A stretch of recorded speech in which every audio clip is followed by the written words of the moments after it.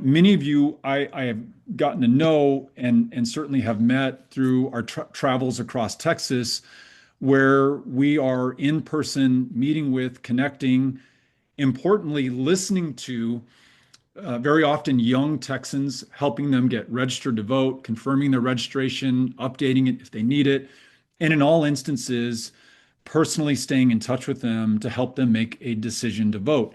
And not only does this work, you all know the statistics. Young people are going to vote at a rate of about 39% without this intervention. They vote at a rate of nearly 80% once we have made contact and stayed in touch with them. So not only does this work, but I also think, and part of the reason I feel so lucky is I think it's part of the answer to the very divisive politics of our time, to the polarization, and even really kind of the loneliness and isolation that so many of us feel in this current age, right? And Amy and I have talked about, and Julie, who was with us when we were coming up with our strategic plan last year, kind of the sub slogan of Powered by People is fighting loneliness. It's all of us getting to be together. It's all of us meeting the tens of thousands of young people out there who are waiting to be involved in our politics. It's winning elections, yes, but it's also bringing this country back together. And I guess that sounds kind of grandiose, and maybe it is, but it's also what drives me to do this work and to, just like everyone on this call, to volunteer my time. I saw that Val, our El Paso organizer, is on this call. She's on this call while she's setting up at the University of Texas at El Paso. And as soon as I leave this call, I'll go join her. And I know that I'll have a much better day for doing it. So I just want to leave you with this thought that as dark as these days are, as tough as the times that we're going through as a country, we are just so damn lucky that we have a chance still to do something about it. And this is the work that works. And as Amy is, I'm sure, about to tell us, we have this very ambitious, but I think very achievable target of personally connecting with and helping to turn out more than 100,000 primarily young Texas voters.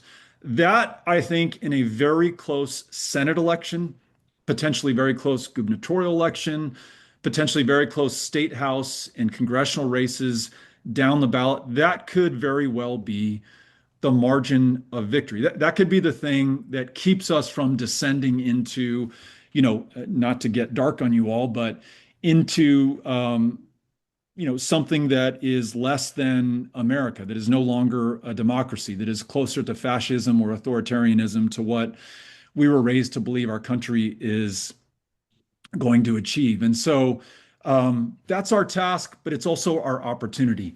We are 25% more or less towards that goal, with the greatest possible opportunity for new voters in the next 95 days. I mean, this is when kids come back to these college campuses. This is this amazing partnership that we have worked with the Tallarico campaign to be at his rallies, especially as they start to fill up as we get closer and closer to Election Day, as he spends more time with young voters on these campuses. We really have this extraordinary opportunity to bring this home, but it is going to take everything we absolutely have. Signing up for more shifts, transitioning from being a great volunteer to a fantastic host who brings in more volunteers, reaching out to friends and family, classmates and colleagues, and asking them to volunteer with us as well. But I'll leave you with this. I've been doing this for a long time. Politics, I ran for city council here in El Paso in 2005. So 21 years now in this, and then state politics for the last 10 years, let's say, starting in 2016.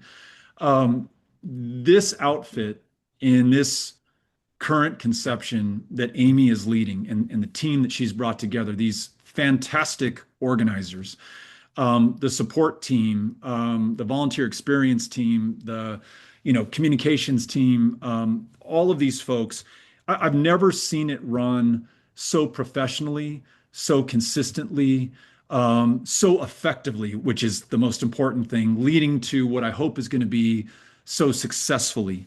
And I want you to know, as Amy pointed out earlier, that is a product of your feedback, of your example, of your work, of the inspiration we take from what you do day in and day out. And while we are not there yet, we're not perfect, there's much for us to improve.